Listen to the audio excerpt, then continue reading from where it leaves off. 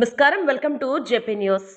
తిరుపతి జిల్లా వెంకటగిరి పట్టణంలోని మహాత్మా జ్యోతిరావు బాపులే గురుకుల పాఠశాలలో శుక్రవారం సాయంత్రం వార్షికోత్సవ వేడుకలు ఘనంగా నిర్వహించారు. పాఠశాల ప్రిన్సిపల్ వి శ్రీనివాస్ రెడ్డి ఆధ్వర్యంలో జరిగిన ఈ కార్యక్రమానికి పలువురు ప్రముఖులు హాజరై విద్యార్థులను ప్రోత్సహించారు. ఈ కార్యక్రమానికి ముఖ్య అతిథులుగా పాఠశాల కో-ఆప్టెడ్ సభ్యులు Avvaru Satyanarayana, Pappu Chandramouli Reddy, SMC vice chairman Sivakumar, Satyavedu, పాఠశాల ప్రిన్సిపల్ సి నారాయణ స్వామి పాల్గొన్నారు. ఈ సందర్భంగా 10వ తరగతి విద్యార్థులను ఉద్దేశించి అతిథులు ప్రసంగిస్తూ రాబోయే పరీక్షల్లో ఉత్తమ ఫలితాలు సాధించాలని ఆకాంక్షించారు. కష్టపడి చదివితే పేదరికం అడ్డంకి కాదని, లక్ష్య సాధనతో ఉన్నత స్థాయికి ఎదగవచ్చని సూచించారు. విద్యార్థులు క్రమశిక్షణతో చదువుకు ప్రాధాన్యత ఇవ్వాలని, సమయపాలన పాటించాలని పలు సూచనలు చేశారు.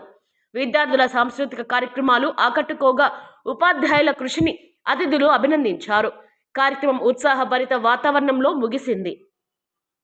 అది చాలా పేద కుటుంబం, మీకు అండానికి జరిగేటువంటి కుటుంబం కాదు నాది. నేను అనాథ హాస్టల్లో చదువుకొని వచ్చాను. సత్యనారాయణ సార్ చెప్తున్నాను, కడప జిల్లా. సార్ బీసీ హాస్టల్లో సీటీ లేదు, ఎస్సీ హాస్టల్లో సీటీ లేదు, ఎస్టీ హాస్టల్లో సీటీ లేదు. ఆ 8, 9, 10 అనాథ హాస్టల్లో చదివారు. మరి ఈ రోజు ఆ చదువు అనేటువంటిది సార్ చెప్పాడు. ఆ సంకల్పం నాలో ఉండింది. ఏ రోజైనా నేను ఎదగాలి, ఒక స్టేజ్ మీద అక్కడ కూర్చోకూడదు, ఎక్కడికైనా ఎదగాలి అనేది. ఆ రోజు నా స్టేట్ ఫస్ట్ ర్యాంక్ రావడం అంటే, ఫస్ట్ సెకండ్ రావడం అంటే సార్ కూడా తెలిసి ఇక్కడ ఉండేటువంటి వాళ్ళందరికీ.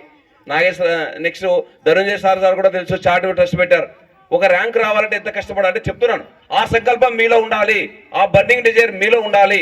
ఉంటేనే సక్సెస్ అవుతారు, లేకపోతే సక్సెస్ గారు. మా పాప గురువులు పెద్దవాళ్ళు గురువులు చెప్పినట్టు నేనేదో ఒక ఉన్నతమైన ఇదిలో ఉన్నానని అన్నారు. కానీ నేను ఎప్పటికీ గురువులకి శిష్యుణ్ణి. గత జీవితంలో నేను అనుభవించిన కష్టాలు పిల్లలు ఎవరు పడకూడదు అనే ఉద్దేశంతోనే నా జీవిత భాగస్వామి, నా సతీమణి 2007లో చనిపోవడం జరిగింది. అలాగే చదువుకి పేదరికం అడ్డు రాదు. మనమంతా పేదలమే, నేను కూడా పేదవాడినే. ఈరోజు కూడా చదువుకి ఎప్పుడు పేదరికం అడ్డు రాదు. ఈ పేదరికాన్ని నిర్మూలించుకోవాలంటే అది ఒక చదువే. డెఫినెట్గా ప్రోత్సాహ బహుమతిగా నా ట్రస్ట్ తరఫున నేను వాళ్ళకి అందిస్తానని ఈ అందరి మధ్య ప్రామిస్ చేస్తూ నాకు ఈ అవకాశం ఇచ్చిన పెద్దలకి నమస్కరించుకుంటూ సెలవు తీసుకుంటాం. Thank you. మీరు ఎవరైతే వస్తారో ఖచ్చితంగా మళ్ళీ సార్ని పిలుస్తాం, వస్తాం. సార్ చెప్పినటువంటి సారాంశం ఒకటే, చదువు అనేటువంటిది చాలా గుణాలు ఇస్తుంది, నేర్పుతుంది.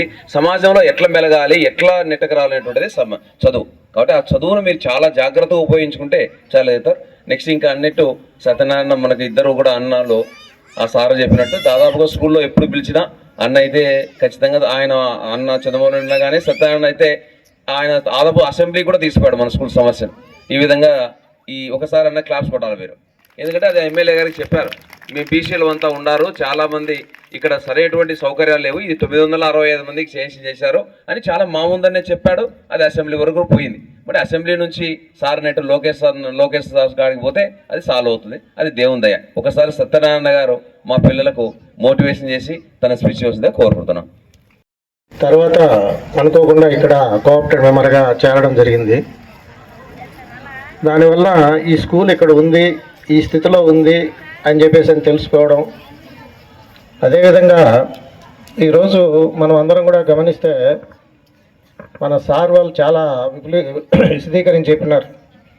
మోటివేషన్ క్లాసెస్ ఏంటి, అసలు పిల్లలు వాళ్ళ ఇన్స్పిరేషన్, వాళ్ళు ఎవరిని చూసి ఇన్స్పిరేషన్ తీసుకోవాలి, ఇటువంటి క్లాసెస్ అన్నీ కూడా చాలా చక్కగా చెప్పారు సారు. సార్ చెప్పిన దాంట్లో ఒక లక్ష్యం అనేది ఏర్పాటు చేసుకోవాలి అనేది. ఎందుకంటే పిల్లలు ఇప్పుడు మేము ఇప్పుడు లక్ష్యం ఏర్పరచుకొని కూడా మేము సాధించేది ఏం లేదు, బీపీలు షుగర్లు తప్ప. కానీ ఇప్పుడు మీరు విద్యార్థి దశలో ఉన్నారు, మీకంటూ ఒక లక్ష్యం ఏర్పాటు చేసుకోవాలి. 10th క్లాస్ తర్వాత మన పరిస్థితి ఏంది, మనం ఏం చేయాలి, ఎటువైపు చదువుకోవాలి, ఏ వింగ్లో వెళ్ళాలి అనేది కూడా మీకు ఇప్పుడు చాలా అవసరం. అది లక్ష్యం. అదేవిధంగా మన బాబు గారు కూడా మీలాగే ఒక నిత్య విద్యార్థి. ఆయన కూడా ఎప్పుడు విజనరీ లీడర్ అని ఎందుకంటారంటే, విజన్ అంటే ఏంటంటే లక్ష్యం. ఆయన కూడా 20 సంవత్సరాలకు ఒక లక్ష్యం పెట్టుకొని పరిపాలన సాగిస్తాడు. ఆ దిశగా ఆయన ఆల్రెడీ తెలంగాణను అభివృద్ధి చేయడంలో కూడా ఈయన పాత్ర భాగస్వామ్యం ఎక్కువ. ఎందుకంటే అప్పట్లో కొన్ని తెలియని పదాలు మనకి ఇప్పటికి కూడా కొంతమందికి, మరి మీకు తెలిసేమో నాకైతే తెలియదు, కానీ నాకైతే తెలియదు చాలా వరకు. సిలికాన్ వ్యాలీ అన్నారు, ఫార్మా కంపెనీస్ అన్నారు, హైటెక్ సిటీ అన్నారు. ఇవన్నీ కూడా అప్పట్లో మనకైతే పెద్దగా తెలియదు. ఇప్పటికీ సిలికాన్ వ్యాలీ అంటే ఎవరికి పెద్దగా తెలియదు. అటువంటి పదాలు ఆ రోజు పెట్టినప్పుడు చాలామంది కూడా అర్థం కాని పరిస్థితుల్లో విజనరీ లీడర్గా ఒక 20 సంవత్సరాలకి ఇలా ఉండాలి అనే విధంగా ఆయన పరిపాలన సాగించి విజయవంతమైనటువంటి పరిస్థితి. అదేవిధంగా ఈరోజు కూడా బాబు గారు మళ్ళీ ఇప్పుడు వచ్చినా కానీ ఇక్కడి నుంచి 20 సంవత్సరాలు మళ్ళీ ఆయన టార్గెట్ పెట్టుకొని ఇవాళ ఎవరు ఉచ్చరించడానికి మనసుకు రాని పదాలు కొన్ని సార్ చెప్పినట్లు క్వాంటమ్ వ్యాలీ అని, క్వాంటమ్ కంప్యూటింగ్ అని, డేటాబేస్ అని, ఇటువంటివి కూడా ఇప్పుడు కూడా క్వాంటమ్ కంప్యూటింగ్ అంటే ఏంది అనేది కూడా ఇప్పటికి కూడా తెలియదు పెద్దగా. చాలామంది కూడా తెలియదు, నాకు కూడా తెలియదు. అంటే నాకున్న పరిజ్ఞానం ఏంటంటే, ఒక చిప్ ఏదన్నా ఉంటే అసలు చిప్లెస్ లేకుండా కూడా ఒక సెల్ ఏ విధంగా ఉపయోగపెట్టుకోవచ్చు అనేది, అంటే క్వాంటమ్ అంటే తగ్గించి చాలా చిన్నదిగా మైన్యూట్గా చేసి డెవలప్ చేయాలనేది నాకున్నటువంటి పరిజ్ఞానం. అంటే ఇంతవరకు కూడా క్వాంటమ్ కంప్యూటర్ అంటే ఆయన మనసు ఇప్పుడు కూడా నిత్య విద్యార్థి లెవెల్లో ఒక లక్ష్యం ఏర్పాటు చేసుకొని పరిపాలన సాగిస్తున్నటువంటి నాయకుడు చంద్రబాబు నాయుడు గారు. అదేవిధంగా ఈరోజు మనం గమనిస్తే ఈ స్కూలు అభివృద్ధి వైపు, అంటే పిల్లలు మీరు ఇక్కడ చేర్చారు, మీ బాధ్యత అయిపోయింది. తరువాత వీళ్ళ బాధ్యత చదువు చెప్పించే విధంగా మన ఉపాధ్యాయులు వాళ్ళ యొక్క వంతు వాళ్ళు నెరవేరుస్తారు.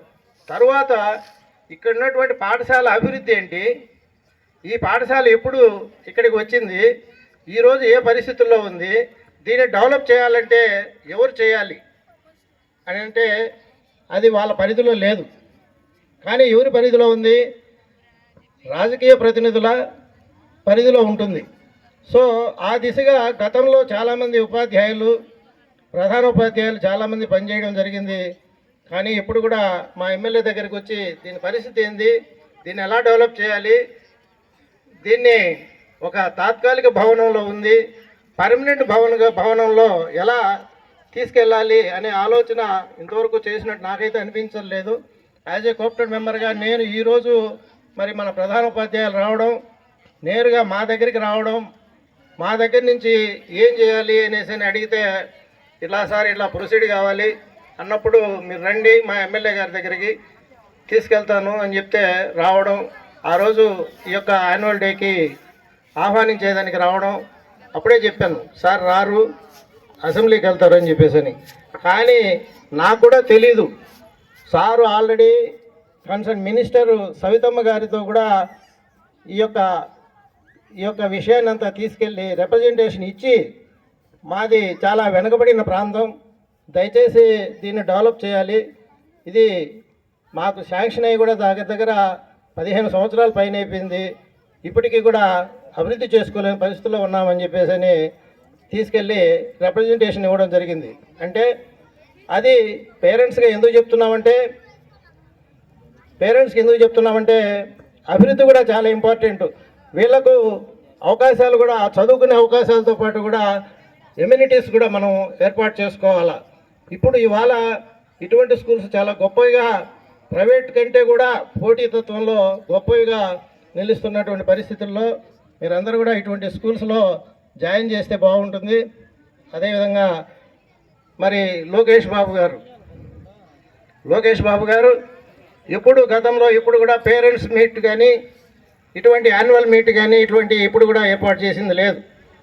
అదేవిధంగా ఈ యొక్క ప్రభుత్వానికి విన్నపం ఏంటంటే, సారు యొక్క సూచనల మేరకు, సారు చెప్పిన క్లాసెస్ మేరకు ఒక విషయం ఏంటంటే, motivation meet with parents or students అనే ప్రోగ్రాం కూడా పెడితే బాగుంటుంది. ఎందుకంటే పిల్లలకి ఇన్స్పిరేషన్ కూడా చాలా అవసరం. చాలా గొప్పగా చెప్పారు motivation classes. So Lokesh Babu గారికి కూడా విన్నపం ఈ సందర్భంగా. అదేవిధంగా మరి లోకేష్ బాబు గారు గతంలో ఇటువంటి ఎమ్యూనిటీస్ అంటే హాస్టల్లో కూడా భోజనం కూడా చాలా అద్భుతంగా ఉంది.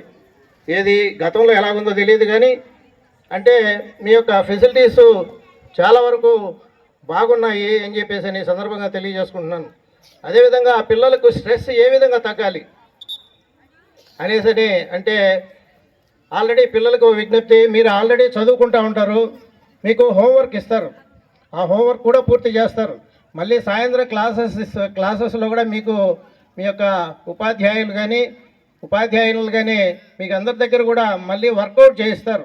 మళ్ళీ మరుసటి రోజు కూడా అవే మీకు క్వశ్చన్స్ ఆన్సర్స్ రాబట్టుకుంటారు క్లాసుల్లో.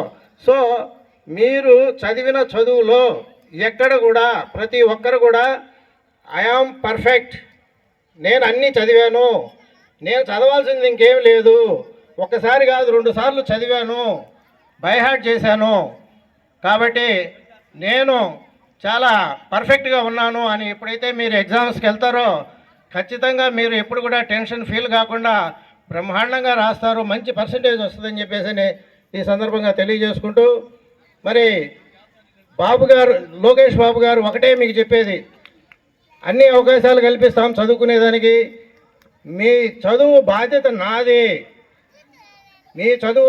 నాది అని చెప్పేసి లోకేష్ బాబు గారు చెప్తే మరి ఈనాడు ఎంతో అనుభవం ఉన్నటువంటి చంద్రబాబు నాయుడు గారు ఈ చదువుకున్న పిల్లలకి ఉద్యోగ అవకాశాలు కల్పించే బాధ్యత నాది అని చెప్పేసి బాబు గారు చెప్పడం, ఇటువంటి నాయకుల యొక్క కలయిక ఈ యొక్క రాష్ట్రానికి చాలా అవసరం అని చెప్పేసి మీకు అందరికీ కూడా తెలియజేసుకుంటూ ఈ సందర్భంగా ఎప్పుడు కూడా ఇటువంటి చోట్ల మేము స్పీచ్ ఇచ్చింది లేదు, తప్పులుంటే క్షమించండి.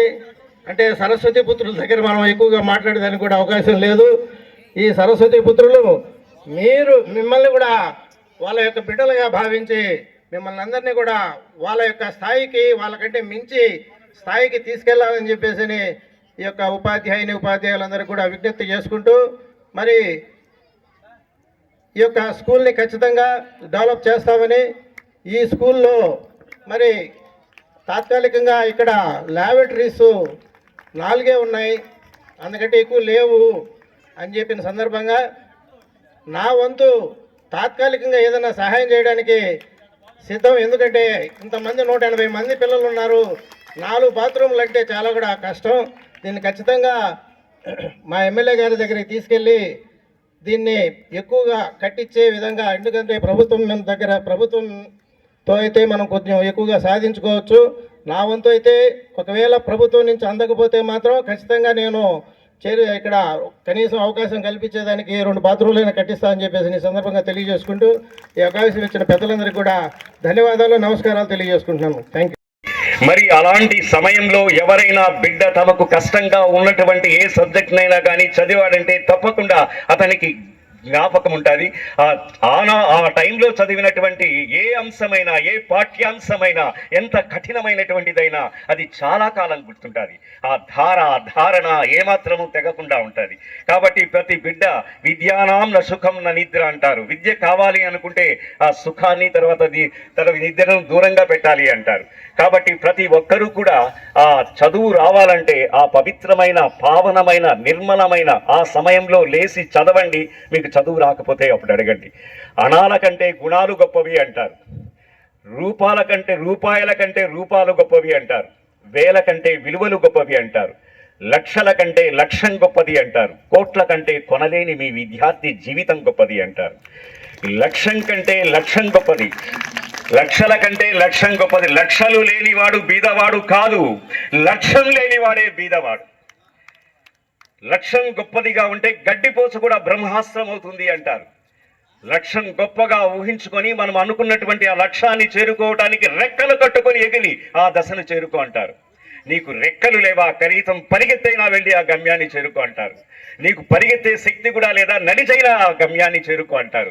నీకు నడిచే శక్తి కూడా లేదా, కనీసం దొర్లుకుంటా అన్నా వెళ్ళి ఆ గమ్యాన్ని చేరుకో అంటారు. నువ్వు దొర్లుకుండే శక్తి కూడా నీకు లేకపోయినా పర్వాలేదు, ఆ గమ్యాన్ని చేరుకోవాలనేటువంటి అకుంఠితమైన దీక్ష నిత్యం నీలో రగులుతూ ఉండాలి, రావణ కష్టంలా అనేటువంటి ఉద్దేశంతో చెప్తుంటారు. అలాంటి వ్యక్తి తప్పకుండా ఉన్నత శిఖరాలను చేరుకుంటాడు అంటారు. నిజానికి మనం భగవంతుడు మనల్ని ఎలా సృష్టించాడంటే, క్లాస్లో ఉన్నటువంటి మొదటి ర్యాంక్ అబ్బాయి చివరి ర్యాంక్ అబ్బాయికి సమానమైనటువంటి శక్తి సామర్థ్యాలను, జ్ఞానాన్ని ఇచ్చాడు భగవంతుడు. ఐన్స్టీన్ మహాశయుడు చనిపోయినప్పుడు అప్పుడు వెంటనే అతన్ని భూమిలో పాతి పెట్టలేదు, ప్రపంచ మేధావి ఆయన.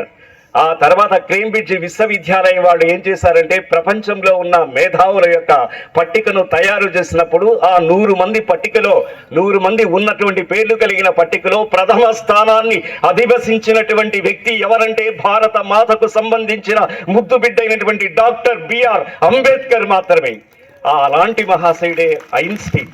ఐన్స్టీన్ చనిపోయినటువంటి తర్వాత ఆయన శరీరాన్ని భూమిలో పాతి పెడితే ఇంకా కొంతమంది చూసేటువంటి అవకాశం, అదృష్టం లేకుండా పోతుందని ఒక గాజు పెట్టెలో పెట్టి సౌగంధికాలన్నీ పెట్టి ఆ పార్థివ శరీరం ఏమాత్రము దెబ్బతినకుండా వచ్చే సందర్శకులకు అవి చూపిస్తూ వచ్చారు. కొంతకాలానికి వాళ్ళకి అనిపించింది ఈయన భగవంతుడు ఇతని మెదడుని ఎలా తయారు చేశాడో చూడాలి అని. కానీ అది ఓపెన్ చేయాలి, స్కల్ని ఓపెన్ చేయాలి, పుర్రెను ఓపెన్ చేస్తే మెదడు కనిపిస్తుంది. ఆ మెదడు మాత్రమే చూస్తే ఏం కనిపిస్తుంది, మనం ఏం చెప్పలేం అది ఎట్లా ఉంది అని. కానీ అక్షర నిరక్షర కుక్షి అయినటువంటి, ఇంకొక అక్షరమే తెలియనటువంటి, అక్షర జ్ఞానం లేనటువంటి, అక్షర పరిమళమే తెలియనటువంటి ఇంకొక వ్యక్తిని కన్నా తీసుకొచ్చి ఆ ఇద్దరి తలలలో పుర్రెలను తీస్తే అవి ఓపెన్ చేస్తే అందులో మెదడు, అప్పుడు అతని మెదడు ఎట్లా ఉంటుంది, ఇతని మెదడు భగవంతుడు ఎట్లా తయారు చేశాడు అనేటువంటి ఉద్దేశం తెలుస్తుందని ఎవరో ఒక భిక్షగాడు చనిపోతే ఆ శవం హాస్పిటల్కి వస్తే ఆ శవాన్ని తెప్పిస్తారు. అతనికి ఏమీ అక్షరం రాదు, చదువే లేనటువంటి నిరక్షర కుక్షి. అప్పుడు ఒకవైపేమో ఐన్స్టీన్ శవం ఉంది, ఇంకోవైపు భిక్షగాడి శవం ఉంది. ఇతని స్కల్ని, ఇతని పుర్రెను ఓపెన్ చేశారు, అతని పుర్రెను ఓపెన్ చేశారు. ఈయన పుర్రెను ఓపెన్ చేసినప్పుడు ఏ విధమైనటువంటి ఐన్స్టీన్ మెదడు ఎలా ఉందో భిక్షగాడి మెదడు కూడా అలానే ఉంది. మైక్రోస్కోప్ పెట్టి చూశారు, భూతద్దాలు కాదు, మైక్రోస్కోప్ పెట్టి చూశారు. అప్పుడు అనిపించింది గాడ్ ఈజ్ గ్రేట్. గాడ్, భగవంతుడు అనేటువంటి వారు ఒకరిని తక్కువగా ఒకరిని ఎక్కువగా చూడలేదు, సృష్టించలేదు, అందరికీ సమానమైనటువంటి ప్రాతినిధ్యం ఇచ్చాడు. తిరుమల తిరుపతి దేవస్థానానికి సంబంధించినటువంటి ఈ మధ్య అపాయింట్ అయిన రవిచంద్ర అనేటువంటి ఒక ఈవో గారు చిత్తూరు జిల్లాకు ఒకసారి కలెక్టర్గా ఉండేవారు. ఆయన చిత్తూరు కలెక్టర్గా ఉండేటువంటి సమయంలో సమీపంలో ఉన్నటువంటి ప్రాంతాలలో ఉన్న హాస్టల్స్కి, సోషల్ వెల్ఫేర్ హాస్టల్స్కి వెళ్ళి అక్కడ ఉన్నటువంటి ఉపాధ్యాయులతో సంభాషించేవాడు, ముచ్చటించేవాడు. అంతేకాకుండా 550 మార్కులు పైన తెచ్చుకున్నటువంటి ప్రతి విద్యార్థిని కూడా తన యొక్క అంతఃపురానికి, తన యొక్క బంగ్లాకి రప్పించి తన భార్య ఎక్కడ కూర్చుంటుందో, తన బిడ్డలు ఎక్కడ కూర్చుంటారో, ఏ డైనింగ్ టేబుల్ మీద కూర్చుంటారో ఆ డైనింగ్ టేబుల్లో వాళ్ళను కూడా కూర్చోబెట్టి సామాన్యమైనటువంటి హరిజన గిరిజన బిడ్డలకు సంబంధించినటువంటి వాళ్ళను కూడా సమానమైన స్థాయిలో కూర్చోబెట్టి వాళ్ళకు చెప్పేవాడు, చూడండి మీరు మంచి మార్కులు సంపాదించుకున్నారు, మీరు ఇంకా కొంచెం కష్టపడి చదివితే నాలాగా కలెక్టర్లు అవుతారు, నాలాగా కలెక్టర్లు అయితే ఏ విధంగా నాకు రాజవైభవం ఇక్కడ సిద్ధిస్తుందో చూడండి. సుమారు 10 ఎకరాల భూమి ఉంది, నాకు ఇది అవసరం లేదు. నేను దిగితే ఎంతో మంది పోలీస్ ఆఫీసర్లు నాకు సెల్యూట్ చేస్తూ, అంతేకాకుండా మరెంతో మంది వచ్చి కారు డోర్ను తీస్తూ ఫైలును పట్టి పరుగులు ఎడుతున్నా వెంట ఇలా ఉన్నారు. ఈ వైభవం నాకు ఎలా వచ్చిందంటే, నేను చక్కగా చదువుకున్నాను. అదే మా తల్లి కడుపులో ఆ పేగు తెంచుకొని నాకంటే ముందు పుట్టినటువంటి ఈ భూమిలో పడినటువంటి మా అన్న ఈ రోజుకు కూడా మట్టి పిసుక్కుంటున్నాడు, మట్టి పనులు చేస్తున్నాడు, కూలీ పనులు చేస్తున్నాడు. కారణం ఏమిటంటే అతను చదువు మీద ధ్యాస లేదు, చదువుని ప్రేమించలేదు, ఆశ్వాసించలేదు. కాబట్టి అతను ఇప్పటికే అలా ఉన్నాడు. కానీ నేను చదువును ఎంతో గౌరవంగా చూశాను, చదువును అభిమానించాను, చదువును అధ్యయనం చేశాను, చదువును ఆరాధించాను. కాబట్టి నేను కలెక్టర్ అయ్యాను. అంతేకాకుండా నాతో పాటు చదువుకున్నటువంటి ఇంకొక అమ్మాయి కూడా ఉంది. ఆ అమ్మాయి పేరు హేమలత. హేమలత అంటే బంగారు తీగ. వాళ్ళ నాన్న ఆ పేరు ఎందుకు పెట్టాడో మనకు తెలియదు. కానీ ఆ అమ్మాయి 1వ క్లాసులో 4 సబ్జెక్ట్స్ కూడితే కూడా 1, 2, 3, 4 అట్లా వచ్చేవి. 2వ తరగతిలోనూ అలాగే, 3వ తరగతిలోనూ అలాగే, 4వ తరగతిలోనూ అలాగే, 5వ తరగతిలోనూ అలాగే, హై స్కూల్ పోయిన తర్వాత కూడా అలాగే, 6వ తరగతి, 7వ తరగతి, 8వ తరగతి, 9వ తరగతికి పోయినంత వరకు కూడా ఆ అమ్మాయి ఎలా చదువుతుందంటే, ఎలా మార్కులు తెచ్చుకుంటుందంటే, అన్నీ కలిపినా కానీ ఒక 4-5 మార్కులు అన్ని సింగిల్ డిజిట్సే, అన్ని కలిపినా కానీ సింగిల్ డిజిట్సే. అప్పుడు తనకు సంబంధించినటువంటి ఉండేటువంటి తన స్నేహితురాలుగా ఉండేటువంటి వాళ్ళు. కొంతమంది నిన్ను మీ నాన్న ఆ పేరు ఎందుకు పేరు పెట్టారో, మీ అమ్మా నాన్న ఎందుకు ఆ పేరు పెట్టారో నాకు తెలియలేదు. హేమలత అంటే బంగారు తీగ, కానీ బంగారు తీగ అంటే మెరిసిపోతుండాల తడతడ ఏ శాఖలో అయినా. కానీ నువ్వు చూస్తుంటే అన్నీ కలిసి 0 మార్కులు, 1 మార్కు 2 మార్కులు సంపాదించుకొని అన్నీ కూడినా కానీ 10 అనేటువంటి డబుల్ డిజిట్స్కి నీవు చేరుకోలేకపోతున్నావు అనే ఉద్దేశంతో వెంటనే వాళ్ళు ఏమని పేరు పెట్టారంటే, మేము కొత్త నామకరణం చేస్తున్నాం. అదేంటంటే ఈ రోజు నుంచి నిన్ను ఇనుపతీగా అని పిలుస్తాం అని చెప్పి ఆ రోజు నుంచి ఇనుపతీగా ఇట్టరా, ఇనుపతీగా అట్లా పో, ఇనుపతీగా అలా కూర్చో, ఇనుపతీగా పుస్తకం తీసుకురా అంటే ఆ అమ్మాయి ఏమనుకుందంటే, చిన్న వయసులో 1వ తరగతిలో 2వ తరగతిలో ఉన్నప్పుడు అర్జునునికి కూడా చాలా పేర్లు ఉంటాయి కదా, అర్జున, ఫాల్గుణ, పార్థ, కిరీట, శ్వేతవాహన, బీభత్స, విజయ, కృష్ణ, సవ్యచాచి, ధనంజయ అని 10 పేర్లు ఉన్నాయి. అలా శివునికి కూడా ఇక్కడ కూర్చున్నటువంటి సార్లు కొంతమంది శివుడి రూపంలో ఉన్నారు, కొంతమంది విష్ణు, వాళ్ళకు కూడా 1000 పేర్లు కలిగినటువంటి వాళ్ళు. కాబట్టి ఆ అన్ని పేర్లు ఉన్నాయి, నాకు కూడా ఇంకొక పేరు వచ్చింది అడిషనల్ గా అనే ఉద్దేశంతో గర్వపడేది. కానీ పై తరగతులకు పోయే కొద్దీ వీళ్ళు నన్ను అవహేళన చేస్తున్నారు, నన్ను తక్కువగా చూస్తున్నారు అనేటువంటి ఉద్దేశంతో ఆ అమ్మాయి చాలా బాధపడి నాకేం తక్కువ చేశాడు భగవంతుడు అనే ఉద్దేశంతో ఆ అమ్మాయి ఏం చేసిందంటే 10వ తరగతికి వెళ్ళిన తర్వాత అసలు ప్రతి నిమిషం కూడా చదువు, కూర్చుంటే చదువు, లేస్తే చదువు, నిద్రపోయేటప్పుడు కలలో కూడా చదువు, ఆ విధంగా తింటూ ఉన్నప్పుడు చదువు, తాగుతున్నప్పుడు చదువు, నడుస్తున్నటువంటి చదువు. అలాంటప్పుడు ప్రతి నిమిషం కూడా చదువు కోసం కేటాయించి చదువు పురుగైపోయింది అమ్మాయి, పుస్తకాల పురుగైపోయింది. 10వ తరగతి పరీక్షలు జరిగినాయి, 10వ తరగతి పరీక్షలు రాసిన తర్వాత ఆ అమ్మాయికి ప్రతి సబ్జెక్టులోనూ 35 మార్కులు పైన వచ్చాయి. 3rd క్లాస్ లో పాస్ అయింది.